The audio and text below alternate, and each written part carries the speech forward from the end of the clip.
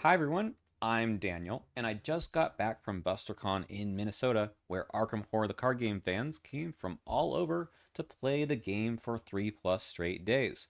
Now, I'm still a little bit tired from all of that gaming, but I really want to share with you some of my experiences from playing 5 different investigators and 12 different scenarios. And that's a lot. So, let's dive into some of the things that I learned over the past few days. The first thing I want to share with you is one of the decks that I played, and that is Jim Culver. And I think that he can do anything. A lot of people really don't like Jim because he doesn't do anything particularly well, but I think the point of this that I learned was that he can actually fill in a group where you're not really sure if anyone can do a particular task, and he can do it. So this was the deck I shared a couple of days ago that has all of McBride 2. It has Nikosi in it, although I was really stupid and forgot to put it into the actual deck when I built it. And we were playing Midwinter Gala for this particular scenario where I was playing him. And I'm not going to spoil that scenario. It's a great scenario. I've actually played it twice. There's a few scenario tests where you need to pass. And at a higher player count, you need it quite a few times. And no one in the team could pass a combat check except for Jim, who has a 3. But he doesn't just have a 3. He's got a 3, but a way of making token zeros and a pretty good probability of actually passing. Also, again, don't want to give away anything about the scenario itself, that the deck I brought could also get some clues. So that was necessary for me to be able to do that. Now, that's not really what I want to talk about with this deck. The off-color cards that I put into the Jim Culver deck were kind of funny. I just decided to throw in Thorough Inquiry and Bank Job just because I wanted to make sure I could get to cards that I was hoping to use. For example, Song of the Dead I tried out with Olive, and that worked pretty well, especially with Eldritch Inspiration to double the effect. Song of the Dead, by the way, I think I hit on 3 of the 5 charges, which is nice. Olive 2 is great, right?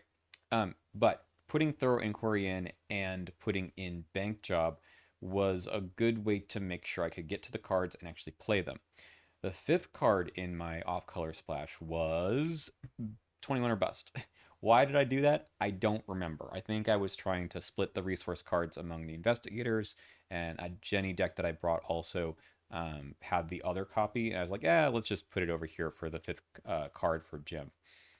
Okay, now you may have thought about this before, but maybe not. But when you play 21 or Bust, you treat all of the different tokens that you reveal as these different numbers, and you have to get to 21 or, well, you bust. Now, the Elder Sign, it says here, can be either a 1 or 11. You wait until you reveal all the tokens and then you decide what the number is going to be.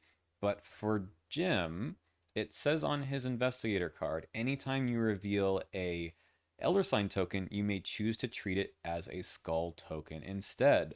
So he can have a 1, an 11, or a 5.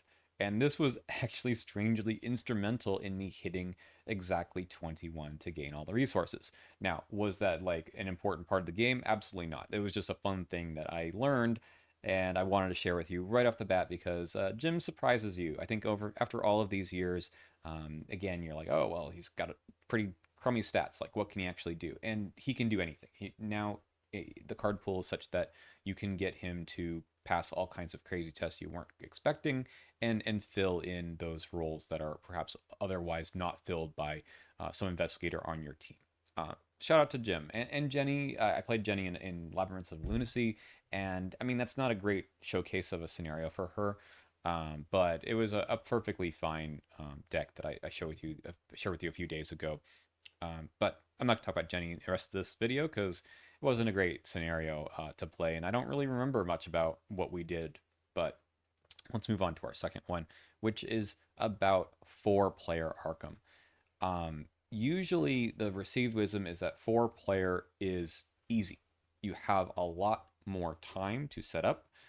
You can cover your weaknesses with someone else on the team, and you can, for the most part, play jank, I think, pretty easily. Now, my experience of the whole weekend was that I was always playing, say for one scenario, always playing four player. So I got a lot more experience with it than I normally do. And I have to say that usually it is exactly what people know, that it's quite easy. But sometimes it's not. And my first night, that was Thursday night, I played a Charlie Kane deck in the Blob that ate everything, which is a really fun, epic multiplayer standalone scenario. And our team should have been really good on the tin. We had a Daryl Simmons, a Bob Jenkins, and I played Charlie, and the fourth player, I believe, was Lily Chen. And the scenario is a pretty reasonable one. I've played it a number of times, but we did poorly. I've never done so poorly on this particular scenario. Now the whole room was able to defeat the blob, so we contributed a little bit. We did decent on the clue getting, but pretty much everything else was just fighting back the mythos. I mean, we couldn't really get ahead, and that's kind of one of the things I learned is that yeah, four player is easy, but you have to take advantage of it. If you make a mistake or the mythos hits you hard pretty early, or you have a bad mulligan, usually in four player that's not a big deal because someone else on the team can cover. But if you don't, like someone else doesn't cover, or everyone has bad mulligans or bad starts, then it's really hard to crawl back. I know some investigators and some decks are pretty resilient to those sorts of things. The decks that we played were not. I played Charlie, and I don't think I got more than two allies out. They kept getting eaten up, or they just didn't come out of the deck. And I had quite a few, so it should have happened. It should have worked. In fact, I had such a rotten time with the Charlie deck, I just played it again in a different scenario the next day, and it was great. So, one thing you can't forget about with Arkham is that it's still up to some randomness, right? The cards you get, the tokens you draw, etc. So that is something to keep in mind. That it's not always you or the deck building, but sometimes you just get hit. More on that later. So I noticed this as well when we played Edge of the Earth, which I'll talk more about in a second. That four player again, it is easier, but it's harder to crawl out of holes that you get yourself into. The actions that you get during the investigator phase before you hit the enemy phase, you need to take advantage of them. If you're not doing that, if you're not getting ahead on tempo, then all that advantage of having four player is suddenly lost because the mythos still throws out 4+ cards at you every round. And if you're not getting ahead of getting rid of the ones from last turn, like the enemies or other treacheries, then it will dogpile on you for sure. Now, the other part of that is that Ancient Evils in these scenarios is quite scary. The number of times your deck is going to, the encounter deck is going to reshuffle, is pretty reasonable. Like, you usually think about Ancient Evils as just, it's not even an encounter card because you just are losing one round to the end of the game, not really anything happening this round. But when you see more than three of them per game, it starts to be a little bit bad. We were canceling these in our Ironman run of Edge of the Earth as much as we could, but not always. And I think our team was, again, a little slow here, and not taking advantage of getting ahead meant that these hit even harder. So I know that a lot of players find Ancient Evils to be pretty difficult when they're first playing because it does feel like you're losing time. And then as you get better at the game, you start to do more on your turns, more than a typical round expects you to do, which is what Ancient Evils is kind of taking away from you. And of course, in four player, it's taking a round away from everyone. And in one or two players, it's only losing a few actions, not 12.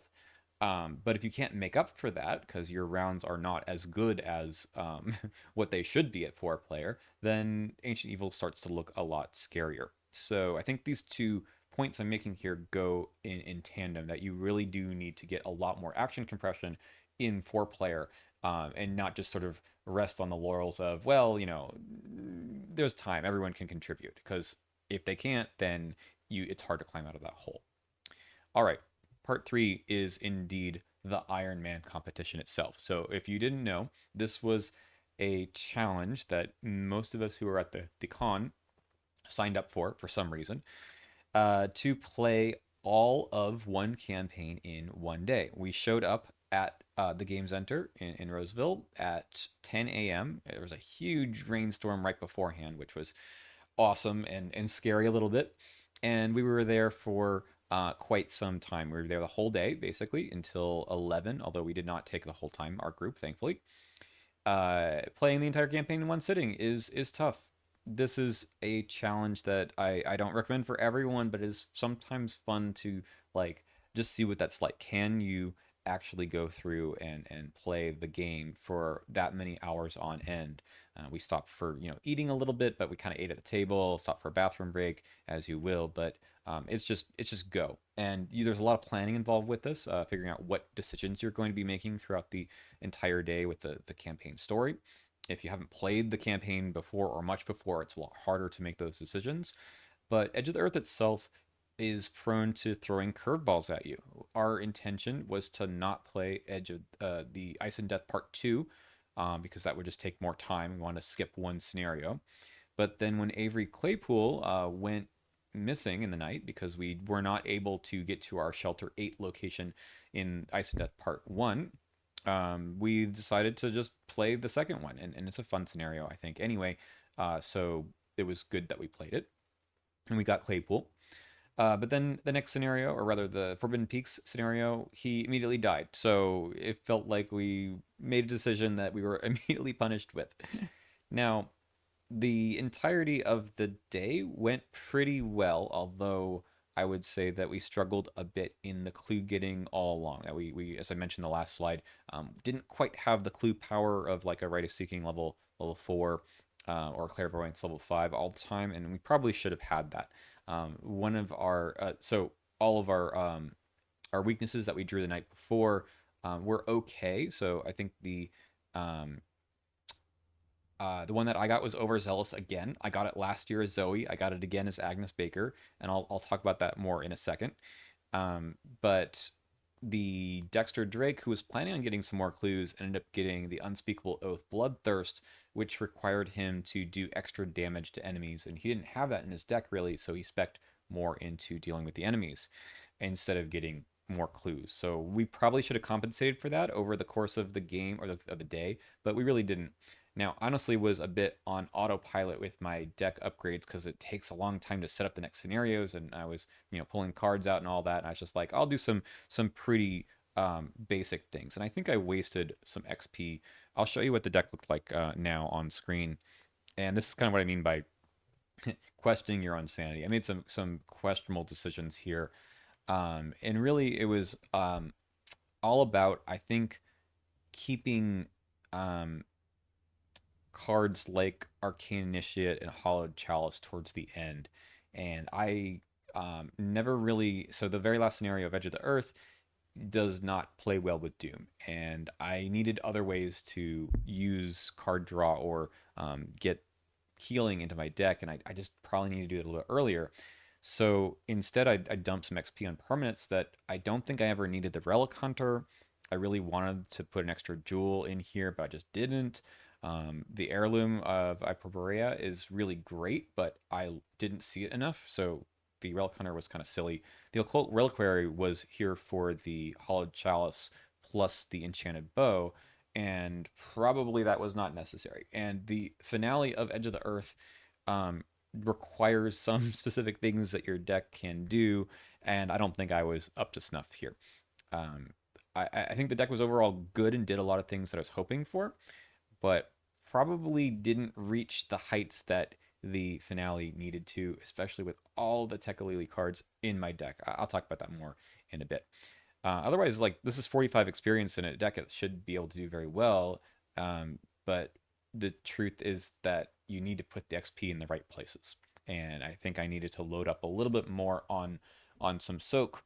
And I was a little bit disappointed with the Sparrow Mask at the end, where I really was not able to trigger this enough. So sometimes the cards just are the cards, but I have to think about more of ways to do this. I also think that at the end of playing for 12 hours, nearly 12 hours, you start making some bad decisions in your gameplay, less tactical decisions. So I had a great time. It's a lot of fun, but it is tough. Now, before I move on, I want to share with you a couple of pictures that I took, or my team took rather, from the day, and this is kind of just show you what the whole con is like. This is the big main hall where we were playing Edge of the Earth for the Ironman. You can see me up front here in the blue hat. But basically, that's what it is. Everyone playing Arkham, a bunch of nerds in one room for the whole day, trying to get through. We did at the end get a positive resolution. We got R3. We were not able to get every missed pylon. Unfortunately, the our opening for that scenario was just awful, but we still managed to survive long enough to do the ramp at the end. And it's weird. I know some people don't like the ramp. It's a little odd, I think, when you don't get all five missed pylons that they make you still do the ramp because you already kind of lost. And we started with 10. We only got two pylons. It's so bad. The worst I've ever done in this scenario. But we started with 10 of the Nameless Madness at the end and somehow got away from them, which is crazy. For four players, trying to do the evade checks on them because the difficulty is four, it was not easy. I think that is another thing to put on file under the four players, not always easy. This one scales the player count in an interesting way. And at one or two player, I think this is pretty trivial. At four player, you need to put more into it, and we just were not prepared for that. One last thing from this is the amount of time we took for every scenario. I mentioned that we played Ice and Death Part 2. That meant that we decided to skip the Fatal Mirage. We killed every single partner by the end. Choices were made. Yeah, I'll talk more about some of the mistakes that I made or things that happened to me in the next slide, but this was pretty even about how we thought we were going to get through. So we thought that the first scenario, Ice and Death Part 1, was going to take a long time. And for sure, the finale took a long time too, but we did pretty well only getting through only about an hour and a half for those other middle scenarios. Generally, when I play two-handed, just by myself, I don't do more than about an hour 20 for a scenario.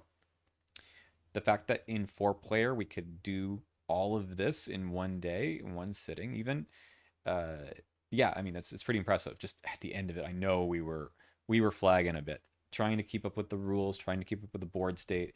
I think we did well. I think we didn't miss too much, but that's just to give you an idea of how long everything took. Whew. All right. So the games can still get you. The game, even in four player, even after you have a lot of experience in the game, and I think I'm a reasonably good player. I don't totally stink at the game.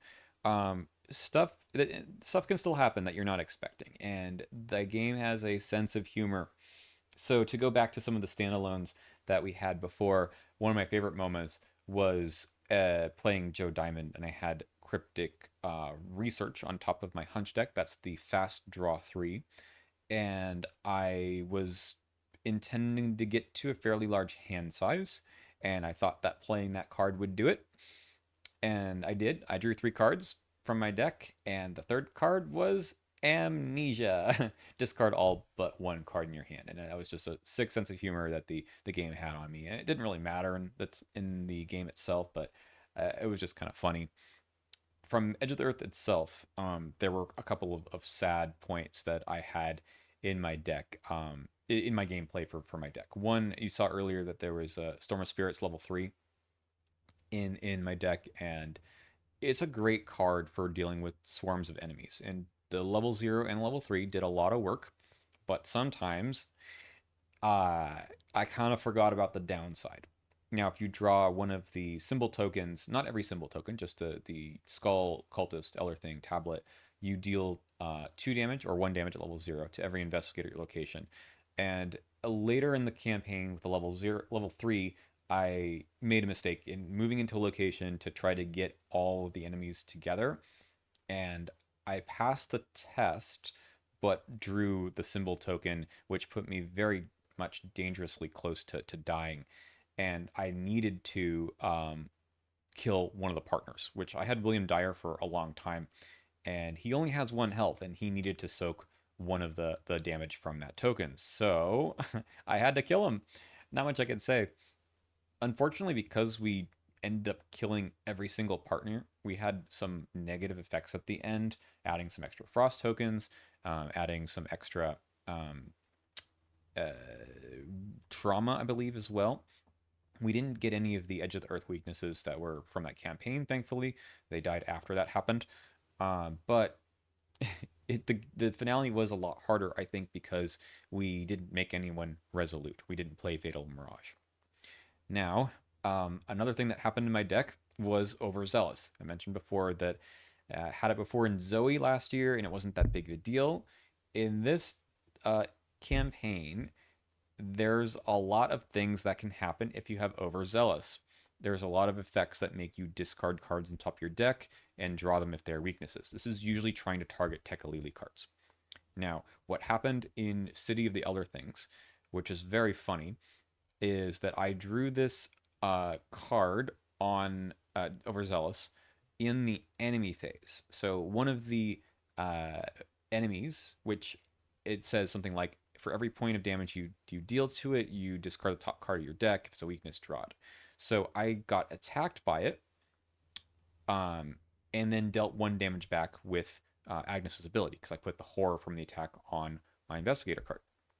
So the top card was indeed overzealous, and I believe it went this way. So top card gains surge.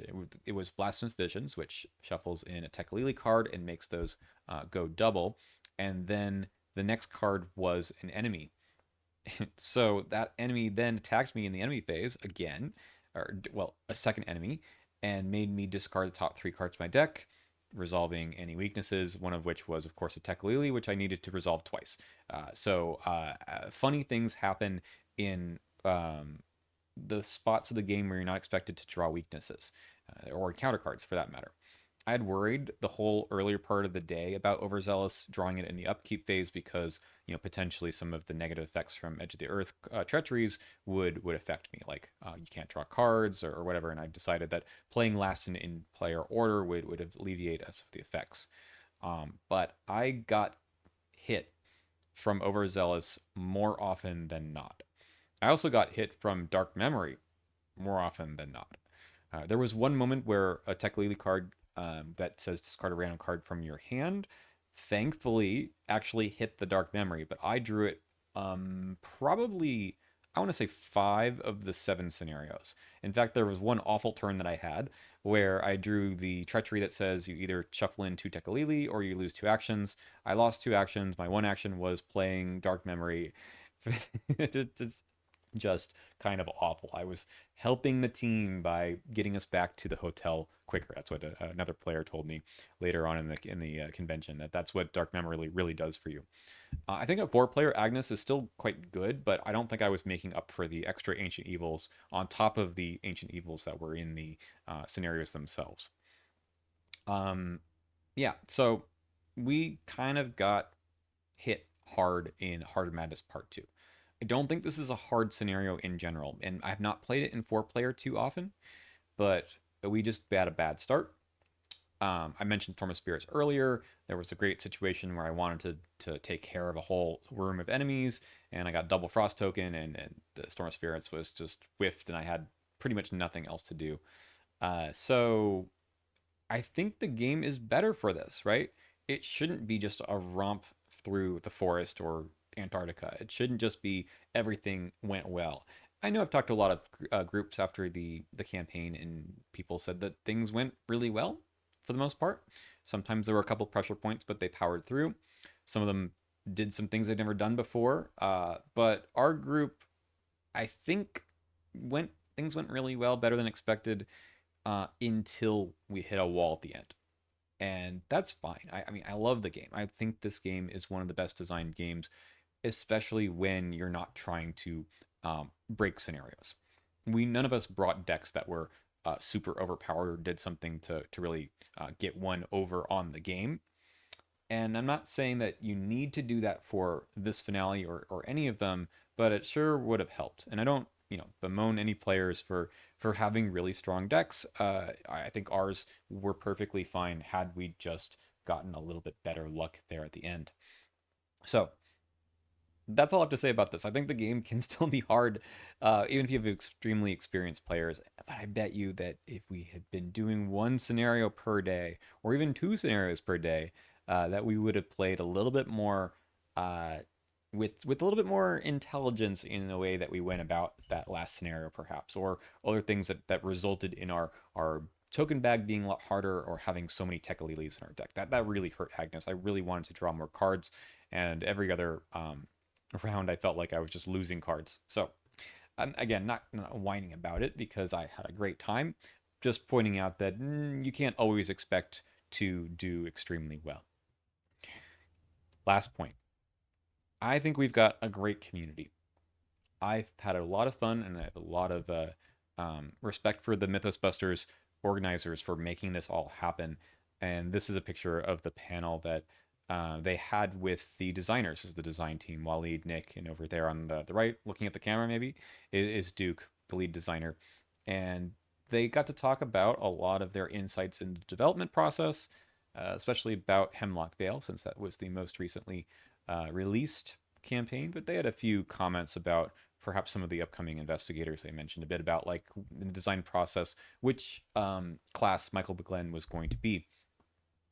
And yeah, I think that everyone is, had a great time together, and socializing even. But just the fact that you can walk up to any table that has an open seat and say, hey, can I join your table, and have a good time and meet some new people.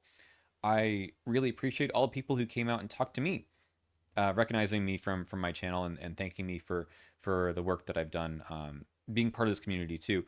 This isn't my convention; it's a MythosBusters convention, but I like being part of the fabric of the community, wherever. And yeah, again, thanks so much for your support over the last few years, and it means a lot to have people recognize me, and say just a friendly hello, even during the Ironman competition. Um, we should also talk about Hunter's Mark. This is a card that Nick, right there in the center, played in his Marion Tavares deck for this Ironman competition, and he made this available online. If you haven't seen it, here it is. It's a spell. This is the upcoming card from the Drowned City. That he put. This is the only card, I believe, that hasn't been otherwise spoiled, that he put in the deck, and we didn't get to find out what her deck building is either. But we do have this card. So it's a spell, which is weird in Guardian, but it's a kind of vicious blow. It costs one as an event. You limit one per enemy, attach it to an enemy or location. It's fast. I don't know if it's limited to playing during your turn. It's one of very few cards that has this fast, but no other timing point on it. Investigators get +1 combat while fighting this enemy. Really cool for bosses, right? And then as a reaction, so not forced, when damage is dealt to the attached enemy, discard the card to deal 1 additional damage to that enemy. Any investigator may trigger this ability. So basically, you can stick it on a big enemy. Everyone gets a bonus to fighting it as long as they use combat. And then when you deal the last damage to it, you can discard it to, make sure you're actually dealing the extra damage. I think that's pretty cool. Hey, that would have been fun for the Unspeakable Oath Bloodthirst weakness that we had too, which is pretty funny. Great for Marion because this is an event, right? She can play it and then play another card. So that, I think, is great synergy for her. And a fun Vicious Blow variant that it basically can't miss, right? So Vicious Blow does extra damage if the test is successful, but this is just going to deal the additional damage no matter what. Good level 1 card. So I really appreciate that the designers are so much involved with the fans online and at a convention like this. We had even Maxine was there as well, who's no longer part of the development team. So it makes it for a great community. I encourage any and all of you to look for going to look for the next convention that's going to be held. I don't know when it'll be. Maybe it'll be next year, but it's just fun to be with people who know a lot about the game and are willing to play some pickup games. Everyone has different reasons for playing the decks that they have, but getting exposed to other play styles and other people is fun. And I think people are generally accommodating to whatever your nonsense you're trying to do. Or if you're not doing very well, they're willing to help out. I think that's a testament to playing in person and having a social environment. Because ultimately, I wasn't there to, like, I said this in my deck building video a few days ago, I wasn't there to show off anything. That's not really why I play with people in general. I'm there to have a good time just talking with and puzzling through the scenarios and standalones with the other people. Sometimes it goes well, sometimes it doesn't. But I think that it's just fun to be around other people who know and are excited about this game. So that's about it. I want to sign off on this video now and just thank you for your support over the past few years as well. I've got a Patreon now, and looking forward to some more content here in the channel later on. Next week, I believe I'm going to start a solo series for Innsmouth. We're going to be playing Stella Clark, so look for that. I'm going to be working on deck building and playing that in the next couple weeks. See you all next time.